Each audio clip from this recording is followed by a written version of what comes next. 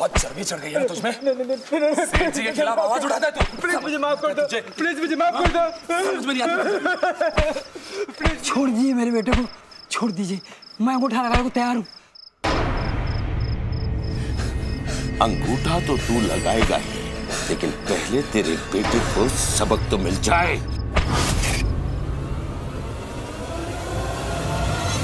पहली बार किसी ने हमारी शिकायत मंत्रालय तक की है कि भानु प्रताप की कंपनी अवैध रूप से खदान और जंगलों की कटाई कर रही है।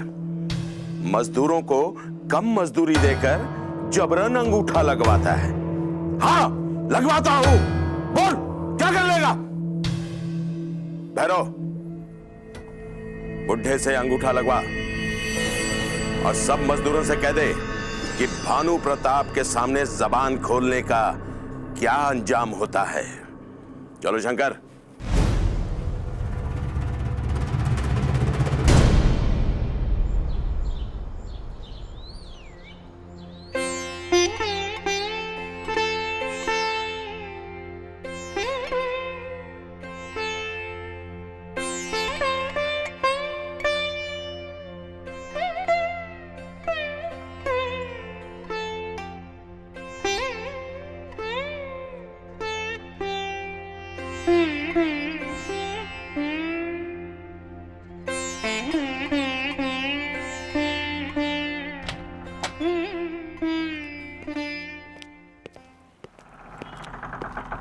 आप आ गए?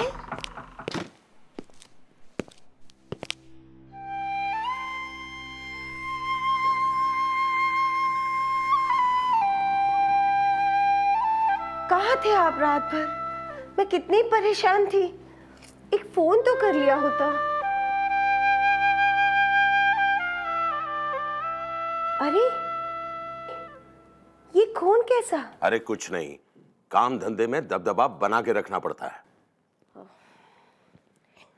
फिर किसी बेचारे गरीब मजदूर की शामत आई होगी। ये काम धंधे की बात तुम्हारे पल्ले नहीं पड़ेगी। तुम सिर्फ खाओ पियो और राम राम करो। मेरी बात तो सुनिए। मैं कह रही थी कि अरे भाई, साहबजादे उठे कि नहीं? क्यों बहू, उसे पता है ना सुबह जल्दी उठ के विधानसभा जाना है। हमने पेट्रोल पंप के लाइसेंस के लिए दिन रात एक की है और वो घोड़े बेचकर सोया है। नहीं बाबूजी, वो तो 3 बजे सुबह आए, इसलिए मैंने। बहू, पूरी बात बताओ ना। आपका लाडला सुबह 3 बजे नशे में धुत होकर घर लौटा है। हाँ हाँ ठीक है ठीक है, जब उठ जाए उसे बता देना। पापा, आपका कब से इंतजार कर रही थी, मुझे कुछ बताना था आपको। अरे पता है, हमारी बेटी का प्रोजेक्ट राज्य में फर्स्ट आया है, उसी का अवार्ड लेने जा रही है आज, है ना? ऐसा कौन सा प्रोजेक्ट बना डाला हमारी बेटी ने? पापा, मैंने जंगलों की कटाई और एक्सेसिव माइनिंग से होने वाले इकोलॉजिकल इम्बैलेंस पर प्रोजेक्ट बनाया है। मुबारक हो। जिनसे भी तुम्हें यह अवार्ड मिलने वाला है उनसे यह मत कहना कि तुम भानु प्रताप की लड़की हो, वरना छिन जाएगा अवार्ड तुम्हारा। अरे प्रिया, मैं बताना ही भूल गई थी, तुम्हारे कॉलेज से किसी राहुल का फोन आया था। राहुल? बेटी, तुम्हारा कॉलेज में दूसरे लड़कों से मिलना जुलना मुझे बिल्कुल पसंद नहीं, और वैसे भी माहौल बहुत खराब है। तुम सिर्फ अपनी पढ़ाई पे कंसंट्रेट करो, उस पे ध्यान लगाओ। अरे प्रिया, तुम्हें लेट हो रहा है ना, तुम कॉलेज जाओ बेटा। ठीक है मैम। जाओ। मुझे भूख लगी है, नाश्ता लगाओ।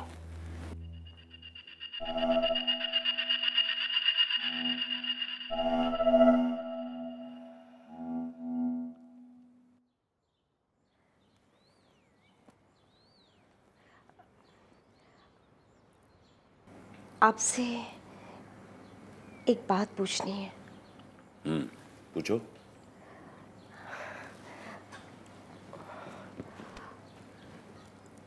सुनने में आया है कि प्रकाश की बहन मधु को लेकर आपकी नीयत पर शक किया जा रहा है, और लोग ये भी कहते हैं कि काम के बहाने देर सवेर उसे ऑफिस में रुकना पड़ता है। किसने भरे हैं तुम्हारे कान? मैं दोनों को आज ही धक्के मार के निकाल दूंगा। इससे तो आपका गुनाह और भी सच साबित हो जाएगा जी। देखिए, वो हमारे बहुत ही वफादार एम्प्लॉय हैं, बेचारे गरीब घर के हैं, इसलिए आपका विरोध नहीं कर पा रहे।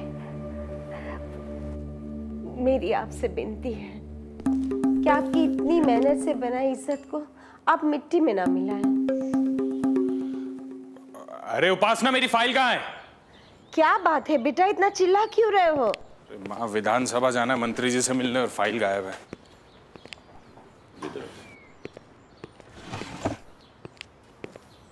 बेटा नाश्ता कर ले। नहीं, विधानसभा जाना है, मैं लेट हो रहा है।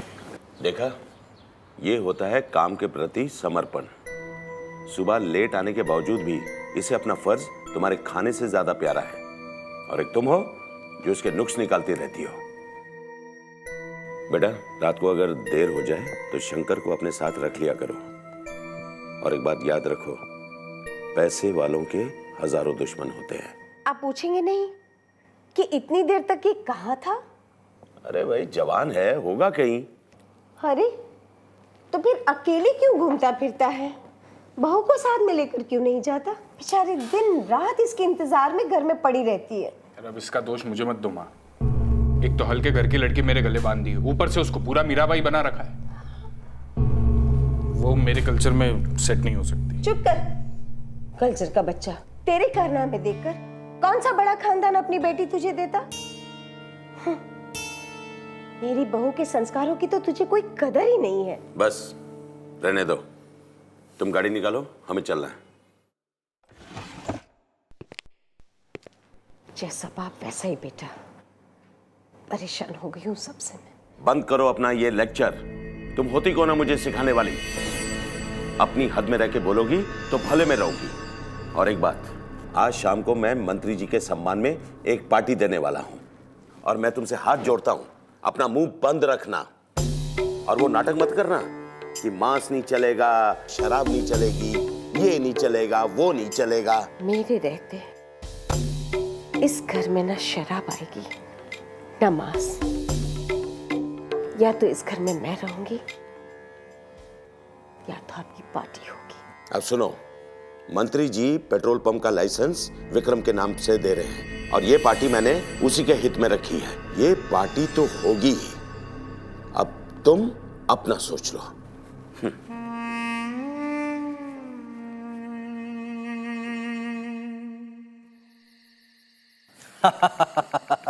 छोटी सी बात है भानु प्रताप, पेट्रोल पंप का लाइसेंस कल सुबह तक तुम्हारे हाथों में होगा। बहुत बहुत शुक्रिया मंत्री जी, हम भी आपकी खातिरदारी में कोई कसर नहीं छोड़ेंगे। पार्टी फंड का क्या है भानु, पार्टी भी हम हैं और फंड भी हम ही हैं।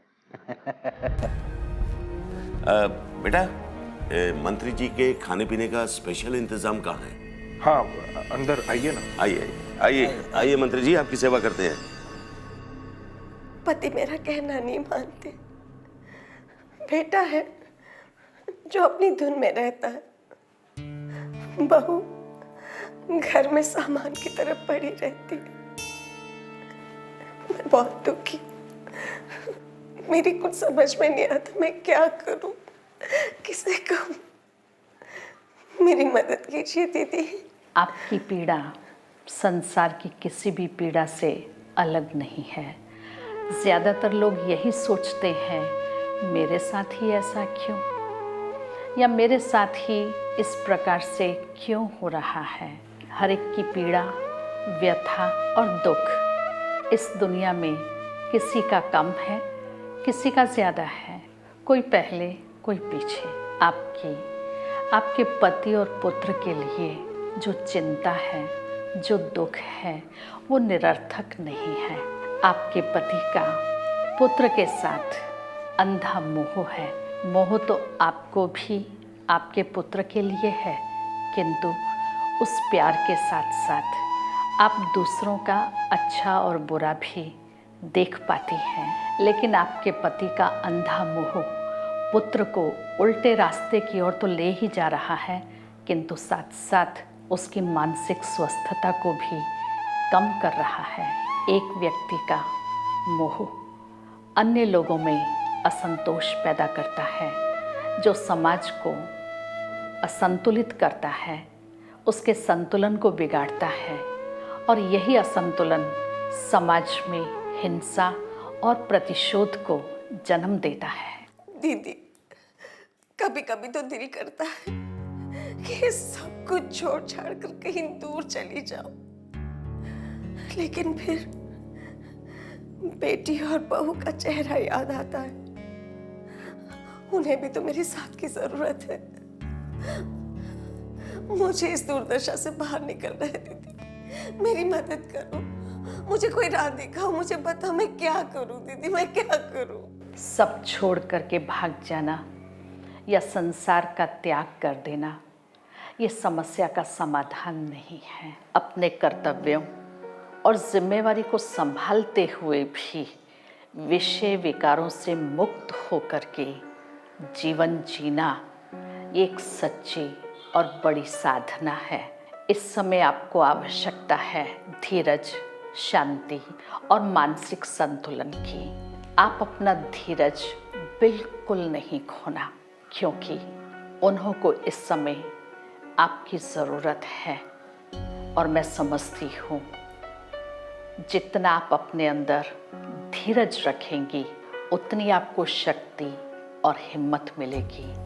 और इस समय उन दोनों को आपके प्यार की, आपके धीरज की बहुत बहुत आवश्यकता है।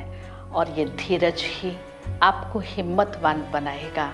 और जितना आप अपने मन में शांति रखेंगी उतना घर का वातावरण भी शांतमय होगा, शांति के वाइब्रेशंस फैलेंगे और आपको मदद मिलेगी। फिर भी हम आपकी सेवा के लिए, आपको सहयोग देने के लिए, मदद देने के लिए तैयार हैं।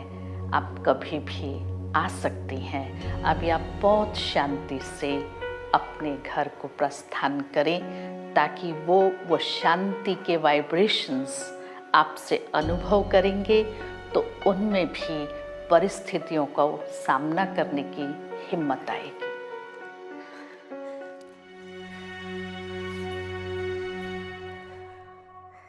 धन्यवाद दीदी।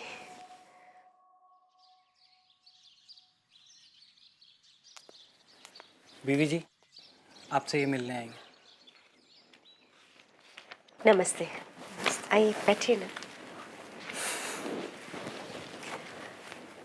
बहन जी, हालांकि मुझे मालूम है कि मैं पत्थरों पे अपना सिर पटकने आई हूँ, लेकिन अब मर जाने के सिवा मेरे पास और कोई चारा बाकी नहीं है।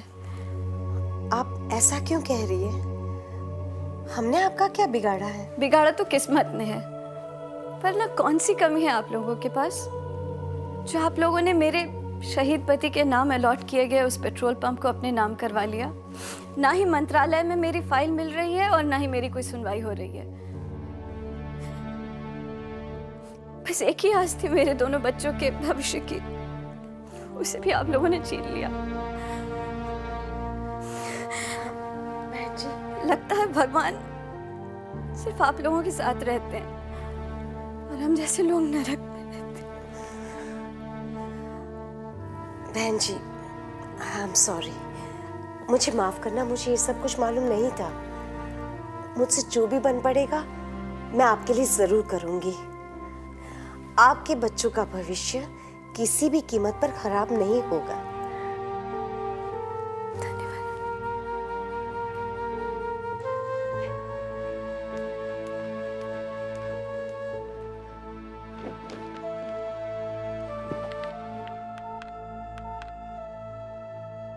आश्वासिनी, बोलो। सुनिए जी, क्या ये सच है कि जो पेट्रोल पंप हमें अलॉट हुआ है वो किसी शहीद की विधवा को अलॉट होना था? इससे तुम्हें क्या मतलब? कल तुम बोलोगी जो सांस हमने ली है वो किसी और के नाम लिखी थी। देखो, जिसे जो मिलना होता है उसे मिल जाता है। नहीं, आपने उसे छीना है। मैं चाहती हूँ कि आप वो पेट्रोल पंप उस विधवा को वापस कर दो। देखिए, हमारे पास पैसों की कोई कमी नहीं है। मुझे अपने परिवार के लिए बद्दुआओं की गठरी नहीं जमा करनी। ठीक है, मेरा दिमाग खराब मत करो, मुझे और भी काम है। फोन रखो।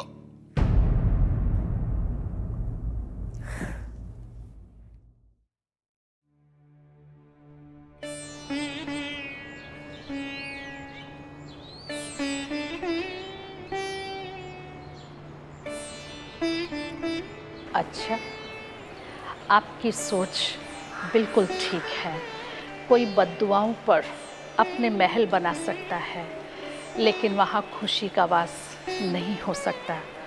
कोई भी इंसान छल, कपट, फरेब, झूठ और चोरी से दौलत इकट्ठी करके अपने परिवार का पालन पोषण करे तो उसमें भी वही विष अंदर घुलता रहता है और उससे ना चाहते हुए भी संतान को ऐसे संस्कार मिल जाते हैं जो कामी, कपटी और अधर्मी होते हैं। इसलिए जो उत्तम आचरण वाले मनुष्य होते हैं वो अपने संस्कारों पर सदैव सावधानी पूर्वक ध्यान देते हैं। इसीलिए किसने कहा है, जैसा अन्न वैसा मन, जैसा पानी वैसी वाणी, क्योंकि जैसा बोएंगे वैसा काटेंगे। इसलिए आप कभी भी अपने सत्कर्मों से पीछे नहीं हटिएगा। क्यों? इसी ने ही संभवतः है आपके सारे परिवार को एक सूत्र में बांधा हुआ है। अच्छा दीदी, तब मैं चलती हूँ, बहुत देर हो गई। घर जाकर बच्चों के लिए खाना भी बनाना है। ये तो आपकी बहुत अच्छी विशेषता है। इतने नौकर होते हुए भी आप भोजन स्वयं बनाती हो। उसमें वो मातृत्व, वो प्यार स्वतः ही संस्कारों में भरा जाता है। ओम शांति।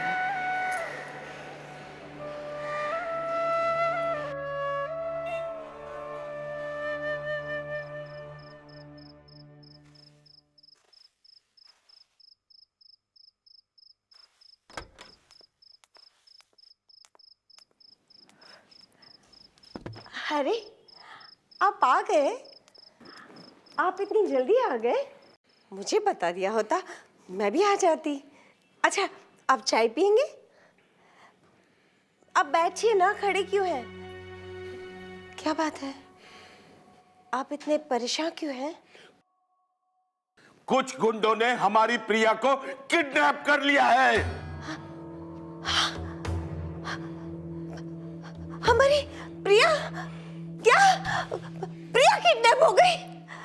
कैसे? किसने किया? प्रिया तो कॉलेज गई थी ना। प्रिया किडनैप कैसे हो गई? कौन ले गया उसे? हे भगवान, अब क्या होगा? मुझे बहुत डर लग रहा है, बताइए ना कैसे? आपने वही तो कर रहा हूँ। कुछ छोटी मोटी रकम नहीं, 3 करोड़ की फिरौती मांगी है उन्होंने और सिर्फ 2 घंटे का वक्त दिया है। आज बैंक भी बंद है। मैंने कुछ दोस्तों से उधार लेके विक्रम और शंकर को भेजा है प्रिया को लाने के लिए। बस एक बार हमारी बेटी घर आ जाए, फिर ये जो भी है, इनकी मौत का तांडव तो सारी दुनिया देखेगी। नहीं, आप मेरी बेटी को ले आइए। कहाँ चली गई प्रिया? प्रिया मेरी बच्ची कहाँ चली गई? हे भगवान, मुझे बहुत डर लग रहा है जी। माँ, प्रिया, मेरा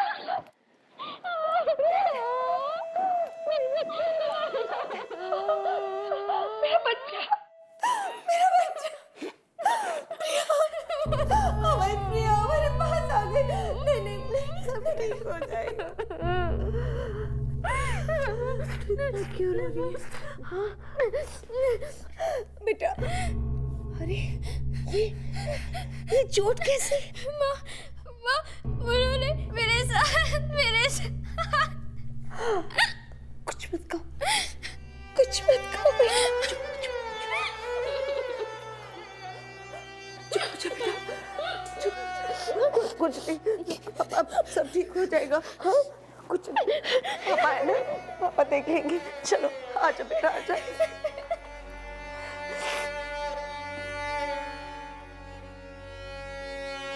भानु प्रताप की बेटी का किडनैप और बलात्कार इस घर की चार दीवारी के बाहर नहीं जाना चाहिए।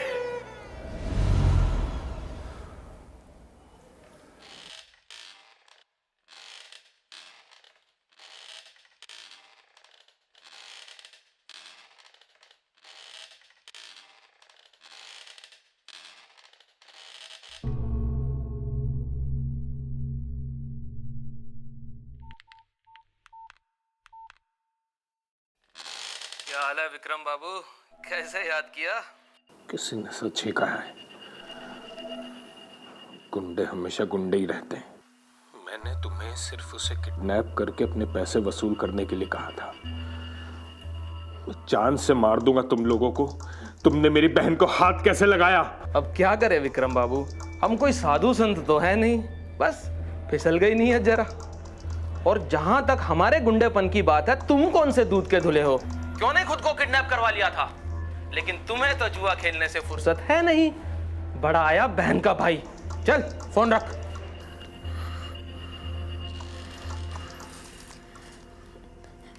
सुनिए, खाना खाना खाएंगे? खाना लगा दूं? खाना थोड़ा सा जहर खिला दे। उधर मेरी बहन किडनैपर्स के चंगुल में थी और तेरे बाप से 50 लाख का इंतजाम नहीं हुआ। निकल मेरे घर से। चल निकल निकल बाहर निकल, बाहर निकल। विक्रम, ये क्या बदतमीजी है? बहू को हाथ लगाने से पहले तुम्हारे हाथ टूट क्यों नहीं गए? तुम बीच में मत पड़ो माँ। इस मनहूस की जगह इसके बाप के घर में ही है। चल निकल। आप कुछ कहते क्यों नहीं? मैं क्या कहूं, इसके बाप को भी एक बेटी की तकलीफ का एहसास होना चाहिए। आपको मेरे घर की हालत अच्छे से पता है। इतने कम समय में वो इतने पैसों का इंतजाम कैसे करते? माफ कर दीजिए उन्हें, माफ कर दीजिए। आपको माफ किया, अब आप हमें माफ करिए। निकल निकल यहाँ से। थोड़ी सी बेटा, देखना मत अब।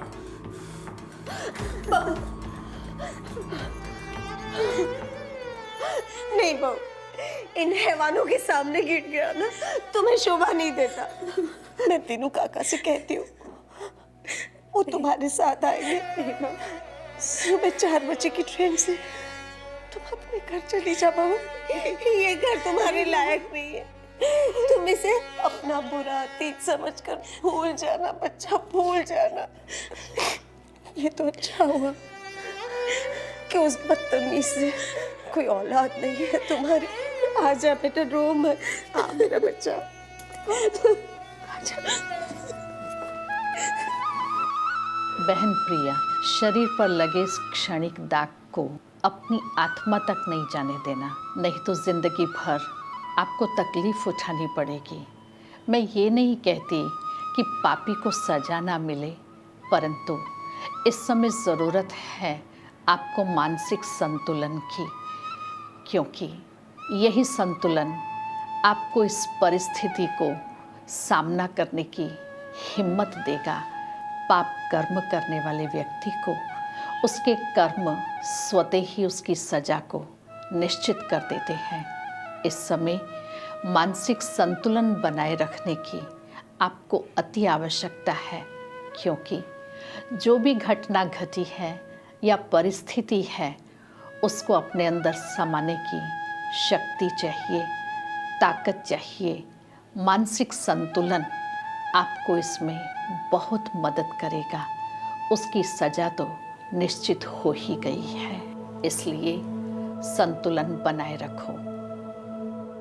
लेकिन दीदी, सजा मेरे पति और मेरे बेटे को भी मिलनी चाहिए, क्योंकि उन्होंने मेरी सुशील बहू के साथ इतना अनर्थ किया। बहन, मनुष्य सांसारिक विषयों और वैभवों से महल, मकान, माड़ी, सब कुछ बना सकता है, परंतु इस क्षणिक सुख के लिए अच्छा बुरा सही गलत बिगड़ सोचे विचारे करोड़ों की दौलत इकट्ठी की, क्या वो सुख दे सकी? परंतु जीवन का सच्चा सुख व्यक्ति के श्रेष्ठ आचरण में है। उन्होंने जो भी कर्म किया, बच्चा स्वतः ही अपने पतन का मार्ग ढूंढ चुका है। आपके पति भी आपका और बेटी के प्यार से वंचित हैं, लेकिन इस समय में उनको भी आपको संभालने की जरूरत है। मैं चाहती हूँ आप करुणा का भाव अपने अंदर रखकर उन्हें क्षमा कीजिएगा। क्षमा भाव और करुणा भाव एक बहुत बड़ी शक्ति है जो व्यक्ति का जीवन परिवर्तन कर सकती है और परिस्थिति को सामना करने की ताकत देता है। मैं खुद मंत्री जी से बात कर लूंगा। हाँ गुप्ता, तुम बैंक गए थे ना पैसे निकलवाने के लिए, देर कहाँ लगा दी? दोपहर तक का वक्त दिया था हमने कुछ लोगों को। सर बैंक में 1 फुटी कौड़ी तक नहीं। क्या तुम्हारा दिमाग तो नहीं खराब हो गया? 4 करोड़ से ज्यादा रकम होनी चाहिए मेरे अकाउंट में। तुमने ठीक से चेक किया? जी सर, मैं बिल्कुल सही कह रहा हूँ सर। आपका और विक्रम सर का जॉइंट अकाउंट है और पिछले 2 महीने में विक्रम सर ने धीरे धीरे करके सारा पैसा निकाल लिया। ये उनके साइन किए हुए बैंक के विड्रॉल फॉर्म्स हैं। जी हाँ भानु प्रताप जी, ये बिल्कुल सही है। मैं आपसे मिलना ही चाह रहा था कि गुप्ता जी दिखाई पड़ गए। पुलिस रेड के दौरान आपके बेटे विक्रम का नंबर शहर के बड़े सट्टेबाजों और जुआरियों के फोन से मिला है। आप शहर की एक मानी हुई हस्ती हैं, इसलिए आपको आगाह करना मेरा फर्ज था। सर एक बुरी खबर और है। ये बंगलो पिछले 1 साल से गिरवी था और ये कोर्ट के ऑर्डर से हमें 2 दिन में ये बंगलो खाली करना होगा। कोर्ट के ऑर्डर से पहले नोटिस जारी होता है, समन जारी होते हैं। भानु प्रताप जी, नोटिस भी इशू हुए थे, समन भी जारी हुआ था, लेकिन आपके साहबजादे विक्रम ने पोस्टमैन को पैसे देकर समन और नोटिस दोनों को फड़वा दिया। अरे आपको क्या हो गया? आपको क्या हो गया? प्लीज, अरे शंकर, प्रिया, विक्रम, कोई जल्दी से एम्बुलेंस बुलाओ, जल्दी आओ।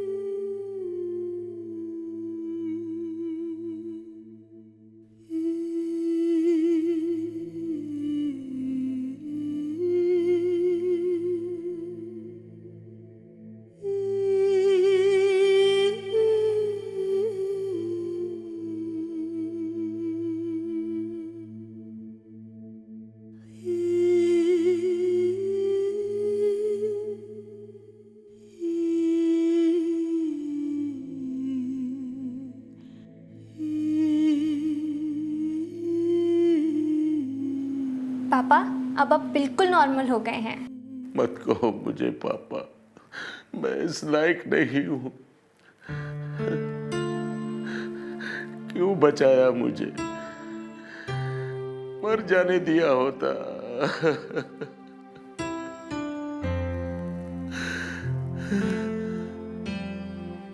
ऐसे मत कहिए, आपके बिना हमारी जिंदगी है ही क्या? लेकिन सुहासिनी, जितना मैंने तुम्हें परेशान और नजरअंदाज किया, उसके बावजूद भी तुमने दिन रात एक करके मेरी सेवा की, मुझे जीवन दान दिया। इतना निस्वार्थ प्रेम, आत्मविश्वास, शक्ति, ये तुम में कहां से आई? वो विश्वास और शक्ति हम सबके अंदर है। दीपक को अपनी रोशनी के बारे में पता नहीं होता। एक लौ आती है और उसे रोशन कर जाती है। वैसे ही हम सबको एक छोटी सी लौ अपने अंदर छिपी ढेर सारी रोशनी से मिला देती है। मैं भी अपने अंतर्मन की उस रोशनी से मिलना चाहता हूँ। सच? मैं तो आपको कल ही उस शक्ति के स्रोत से मिलवाने वाली हूँ। ये तो अच्छा हुआ कि आपने खुद ही इच्छा जता दी।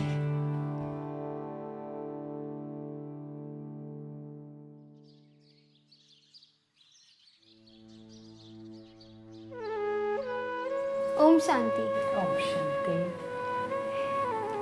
ये है दीदी, इन्हीं की प्रेरणा और मार्गदर्शन से मैंने जीवन के असली मूल्यों को पाया है। ओम शांति।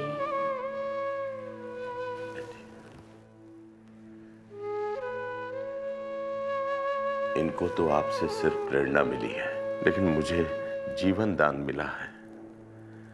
अपना सब कुछ गवा के जो मैंने पाया है वो और भी ज्यादा कीमती है। भैया, आज आपके चेहरे पर एक छोटे बच्चे की तरह असीम शांति दिखाई पड़ती है। जीवन में कभी कभी मूल्यों को प्राप्त करने के लिए बहुत बड़ा बलिदान देना पड़ता है। आपने तो कुछ भी बलिदान नहीं दिया। जो आपका था ही नहीं वही गया है, वो निश्चित है। और मूल्यों को पहचानने के लिए इतना बड़ा बलिदान तो था ही नहीं। परिवार के साथ आप जिस मानसिक शांति को भी अनुभव कर रहे हैं वो इन भौतिक साधनों से भी प्राप्त होना संभव नहीं है। सुबह का भूला शाम को घर आए तो भूला नहीं कहलाता है। बहन, आपका एक एक वचन अनमोल है। जिन्हें मैं सुख समझता था वही मेरे दुख का कारण निकले। भैया, काम, क्रोध, लोभ, मोह, अहंकार के मनुष्य जब वशीभूत होता है तो सत्य उसके कितना भी समीप हो उसे नजर से दिखाई नहीं देता है। लेकिन एक गृहस्थ को तो समाज के साथ भी चलना पड़ता है। अपने परिवार और प्रतिष्ठा का ख्याल भी रखना पड़ता है। ये बात सही है कि एक प्रवृत्ति वाले को, गृहस्थी को ये सब कुछ इतना सरल नहीं है, परंतु जीवन की सच्ची साधना इसी में ही है। अपनी जिम्मेवारियों, अपने कर्तव्यों को संभालते हुए इन पांचों ही विकारों से अपने को मुक्त करके अपना जीवन व्यतीत करना। जैसे कमल कीचड़ में रह करके अपनी दिव्यता से खिलता है, ठीक इसी प्रकार मानव बिगर अपनी इच्छा के विकारों के वशीभूत हो कैसे सकता है। अतः सुख और दुख को संभाव की दृष्टि से देखते हुए अपने जीवन का आनंद लें तो कोई भी विकार आपको वशीभूत नहीं कर सकता है। बहन, आज और अभी से मेरा पूरा परिवार आपका अनुयायी रहेगा। भैया, अनुयायी बनने की आवश्यकता नहीं है। हमें अपनी अंतरात्मा के दीपक को प्रज्वलित करना है। सत्य हमारे भीतर है। शांति अपनी आत्मा का स्वधर्म है। इसलिए सदा ये लक्ष्य रखें कि मैं शांत स्वरूप आत्मा हूँ। अच्छा, अब मुझे आज्ञा दीजिए। मेरी यही शुभकामना और शुभ भावना है कि आपका जीवन सुखमय, शांति और आनंद से भरपूर हो। अच्छा, ओम शांति।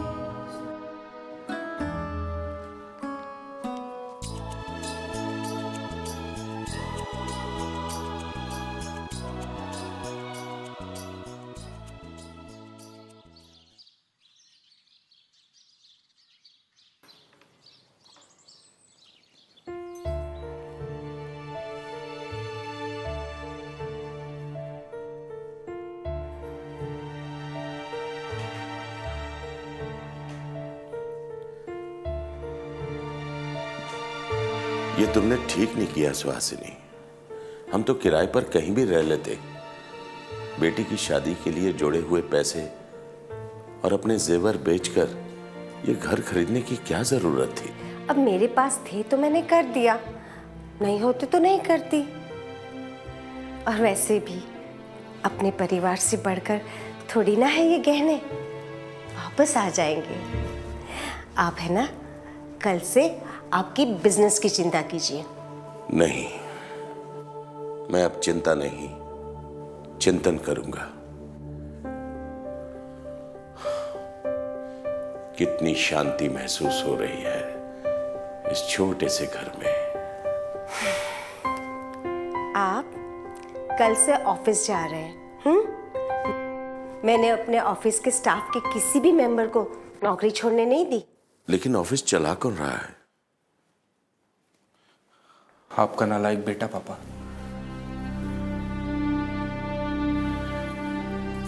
जीती रहो बेटा।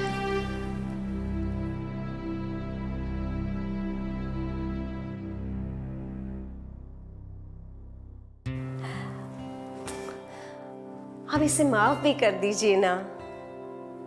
विक्रम भी अब सत्य का अनुयायी हो गया है। वो उपासना के परिवार से माफी मांगकर उसे सम्मान के साथ अपने घर वापस ले आया है।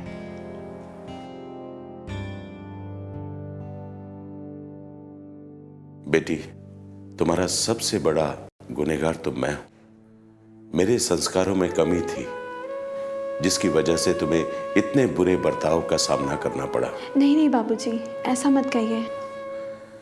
लेकिन क्या तुमने हमारा वो पुराना घटिया वाला बिजनेस फिर से तो नहीं शुरू कर लिया? नहीं, इसने अपनी गाड़ी बेचकर आपके कंपनी के नाम वृक्षारोपण का टेंडर हासिल किया है। सारा दिन मोटरसाइकिल पर मजदूरों की तरह मेहनत करके आपकी कंपनी को चलाए रखा है। माफ कर दीजिए ना इसे। सही कहती हो सुहासिनी, पश्चाताप से बड़ा कुछ नहीं होता। चलो बेटा, कल से नहीं बल्कि आज से एक नई शुरुआत करते हैं। अपने लिए तो बहुत जी लिए, अब बाकी का सारा जीवन समाज और सत्य के लिए बिताएंगे।